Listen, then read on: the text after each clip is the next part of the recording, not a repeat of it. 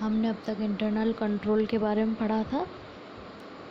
Internal control review के अंतर्गत 4 चीज़ें थी, जिसमें हम अब तक फ्लो चार्ट, क्वेश्चनियर के बारे में पढ़ चुके हैं। अब हम देखेंगे इंटरनल कंट्रोल चेकलिस्ट क्या होती है। हम अब तक पढ़ चुके हैं इंटरनल कंट्रोल जो है वो एक आंतरिक नियंत्रण है किसी भी बिजनेस कंपनी का, और जिसके कई एडवांटेज डिसएडवांटेजेस हैं। हमने ये देखा है कि इंटरनल कंट्रोल जो है वो मैनेजमेंट को ये बताता है कि आपने आपके बिजनेस में या आपके आंतरिक मामलों में यहाँ गड़बड़ी हुई है और आपको यहाँ पर सुधार लाना होगा।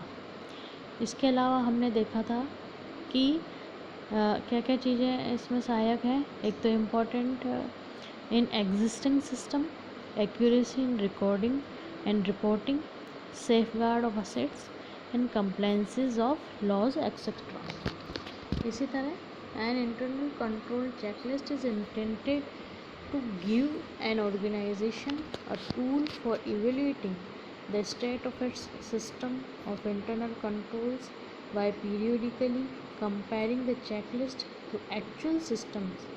One can spot control breakdowns that should be remedied when followed regularly. A checklist has the following benefits. एक चेकलिस्ट जो है वो आंतरिक नियंत्रण का एक पार्ट है, जिसके अंतर्गत मैनेजमेंट के अंदर या ऑर्गेनाइजेशन के अंदर जो भी कोई कमियां रह गई हैं तो उसको बताता है, और उसके कुछ फ़ायदे हैं। क्या क्या फ़ायदे हैं? There are fewer audit comments about internal control weakness. अगर आंतरिक नियंत्रण में कोई वीकनेस है तो उसके बारे में पता चलता है। Management can gain assurance that reported financial results are accurate. ये बताता है कि जो भी आपने फाइनेंशियल रिपोर्ट्स रखी हैं उसका रिज़ल्ट जो है वो एक्यूरेट है या नहीं है। इसके अलावा there is a reduced risk of asset losses due to fraud, और असेट्स के नुकसान में भी कमी लाता है और फ्रॉड में कमी लाता है। There is less chance that the organization is not complying with any applicable regulatory requirements. इसके अलावा ऑर्गेनाइजेशन में काम पूरे जो स्टैंडर्ड है उसके अनुरूप काम हो रहा है या नहीं हो रहा है, ये भी बताता है। हमने कल वाले वीडियो में देखा था, क्वेश्चनियर देखी थी, उसमें हमने ये देखा था कि या तो यस या नो या नॉट एप्लीकेबल करके बहुत सारे क्वेश्चंस पुट अप किए जाते हैं ऑडिटर के द्वारा, और उन क्वेश्चंस के ज़रिए वो ये पता लगा लेते हैं, एक मोटा मोटा उनको खाका मिल जाता है कि इस ऑर्गेनाइजेशन का जो इंटरनल कंट्रोल है वो अच्छा है या नहीं, और जहाँ जहाँ उनको वीकनेस लगती है उस एरियाज़ को वह डेप्थ में जाकर उसका ऑडिटिंग करते हैं, डेप्थ में जाकर उसकी जांच की जाती है, या मैनेजमेंट को ये बता दिया जाता है कि ये कंटेंट्स ये फील्ड हैं जहाँ पर आपको थोड़ा सा सुधार करने की आवश्यकता है। Internal controls are a system of policies, procedures, reviews, segregation of duties and other activities that are used to minimize the risk of assets loss, produce accurate financial statements and conduct operations in an efficient and orderly manner. Internal control हम पहले भी पढ़ चुके हैं कि internal control एक system है किसका, पॉलिसीज़ का, प्रोसीजर्स का, रिव्यूज़ का, जो भी वर्कर्स को जिन ड्यूटीज़ दी जाती है उनको बांट दिया जाता है, उनके अदर एक्टिविटीज़ हैं उनमें किसी तरह के रिस्क को कम किया जाता है, और फाइनेंशियल स्टेटमेंट्स को एक्यूरेट करने में किसी भी तरह की फ्रॉड या नुकसान होने से बचाने में इंटरनल कंट्रोल सहायक होता है। When going through an internal control checklist, the intent is to spot any controls that are missing or weak. अभी चेकलिस्ट क्या करते हैं, ये इसमें भी येस और नो मांगा जाता है, सवाल किए जाते हैं अलग अलग फील्ड से, अलग अलग एरियाज से और अलग अलग जो डिपार्टमेंट हैं उनसे, और एक मोटा मोटे तौर पर ये पता लगा लिया जाता है कि जो इंटरनल कंट्रोल है वो किस जगह मिस हो रहा है या वीक हो रहा है और उसमें किस तरह से सुधार की गुंजाइश है, उसको किस तरह से सुधारा जा सकता है। Such a finding does not automatically indicate the presence of a control problem that requires remediation. If there are offset settings controls elsewhere in the system, a weak control could be considered acceptable. For example, if a signature plate is used to sign checks, this could be considered a control weakness, except that a formal approval is required upstream for every purchase order issued. This offsetting control ensures that purchases are still approved somewhere in the purchasing system. हम ये देख सकते हैं कि यदि किसी business में या कंपनी में कुछ चीज़ें यदि क्लियरली हैं तो वो उनके लिए फ़ायदेमंद है, और यदि कुछ चीज़ें जो कि क्लियर नहीं है वो उसके लिए वहाँ पर फ्रॉड की गुंजाइश हो सकती है या उनको किसी प्रकार का नुकसान हो सकता है। जैसे हम ये देखें कि एक उदाहरण दिया है कि जो signature plate is use to sign checks, या इसके ये एक वीकनेस को शो कर रहा है।